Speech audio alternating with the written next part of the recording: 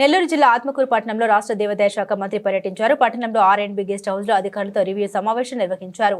పెన్షన్ల పంపిణీ అంతరాయం లేకుండా ప్రతి నెల 1వ తేదీన లబ్ధిదారులకు ఇంటి వద్దకే వెళ్లి పంపిణీ చేస్తున్నామని తెలిపారు.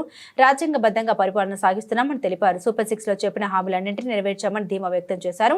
అన్నదాత సుఖీభవ నిధులు విడుదల చేసేందుకు నిధులు సిద్ధంగా ఉంచామని అన్నారు. మహిళలకు ఆగస్టు నెలలో ఉచిత బస్సు సౌకర్యాన్ని కల్పించేందుకు ప్రణాళిక కూడా రచించామని వివరించారు.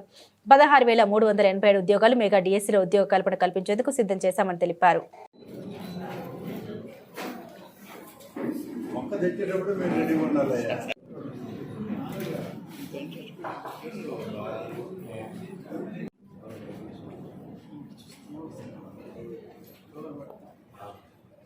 ఎన్డీఏ కూటమి ప్రభుత్వం ఏర్పడి 1 సంవత్సర కాలం పూర్తయింది.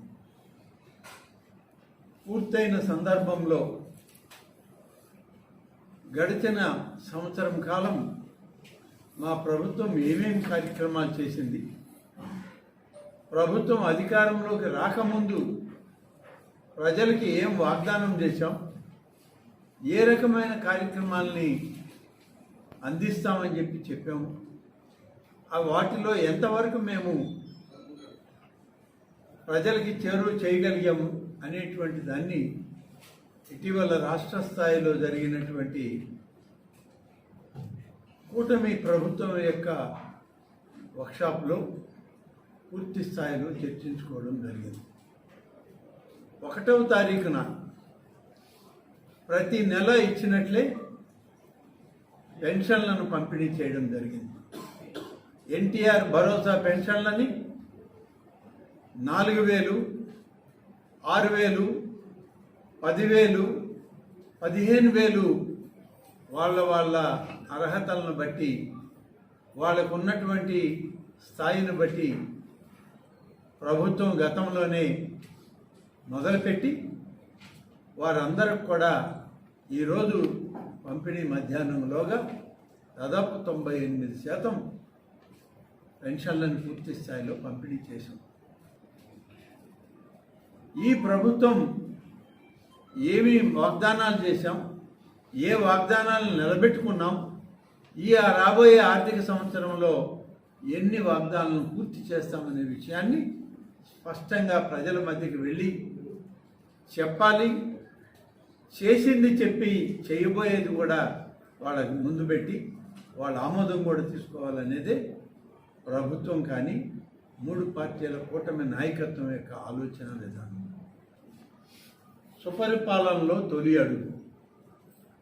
అడుగు అంటే 1 సంవత్సరం గడిచింది, 1 అడుగు పూర్తయింది, 2వ అడుగు వేయడానికి మేము సిద్ధంగా ఉన్నాం. తొలి అడుగులో ఏం చేశాం, 2వ అడుగులో ఏమి చేయబోతున్నాం అనేది ప్రజల ముందు పెట్టాలి అనేటువంటిదే ప్రజాస్వామ్యయుతంగా, బాధ్యతాయుతంగా, రాజ్యాంగబద్ధంగా పరిపాలన సాగిస్తున్నామని చెప్పడానికి ఇదొక ఉదాహరణ. రాగానే వాళ్ళకు కూడా కట్టడం జరుగుతుంది. ఈ విధంగా ఒక్కొక్కటి చేసుకుంటూ వస్తుంది. ఇవాళ ఇంకా 3 కార్యక్రమాలు ఉన్నాయి, ఇప్పటికే ప్రకటించాం. అన్నదాత సుఖీభవ అని ప్రతి రైతుకి 20,000 రూపాయలు ఇస్తామని హామీ ఇచ్చాం. హామీ మేరకు రాబోయేటువంటి మాసంలోనే అన్నదాత సుఖీభవ కింద కేంద్ర ప్రభుత్వం ఇప్పటికే 6,000 ఇస్తామని వాగ్దానం చేశారు. రాష్ట్ర ప్రభుత్వం కూటమి నాయకత్వంలో 14,000, ఇవి 2 జమ చేసి 3 విడతలుగా ఆ రైతులకి కేంద్ర ప్రభుత్వం విడుదల చేసినప్పుడంతా దానికి సరిపోయేటువంటి మొత్తాన్ని మనం కూడా జమ చేసి మరి అన్నదాత సుఖీభవ అని రైతుకి ఇచ్చిన హామీ మేరకు నిధులు విడుదల చేయడానికి సంసిద్ధంగా.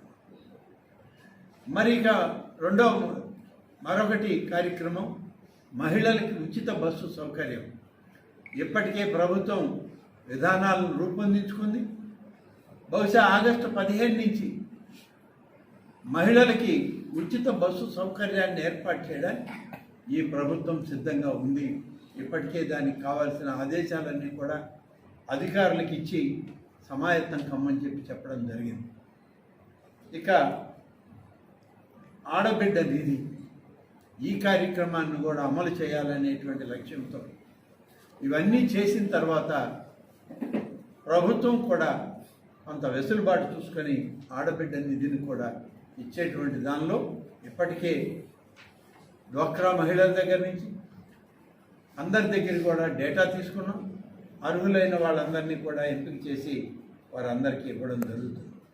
ఇటీవలే ఆత్మకూరులో ఎంఎస్ఎంఈ ప్రాజెక్టును ప్రారంభించాం.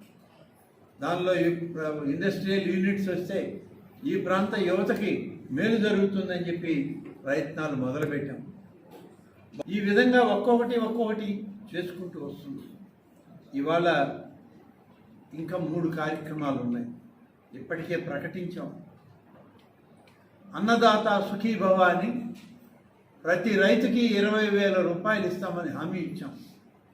హామీ మేరకు రాబోయేటువంటి మాసంలోనే అన్నదాత సుఖీభవ కింద కేంద్ర ప్రభుత్వం ఇప్పటికే 6,000 ఇస్తామని వాగ్దానం చేశారు. రాష్ట్ర ప్రభుత్వం కూటమి నాయకత్వంలో 14,000, ఇవి 2 జమ చేసి 3 విడతలుగా ఆ రైతులకి కేంద్ర ప్రభుత్వం విడుదల చేసినప్పుడంతా దానికి సరిపోయేటువంటి మొత్తాన్ని మనం కూడా జమ చేసి మరి అన్నదాత సుఖీభవ అని రైతుకి ఇచ్చిన హామీ మేరకు నిధులు విడుదల చేయడానికి సంసిద్ధంగా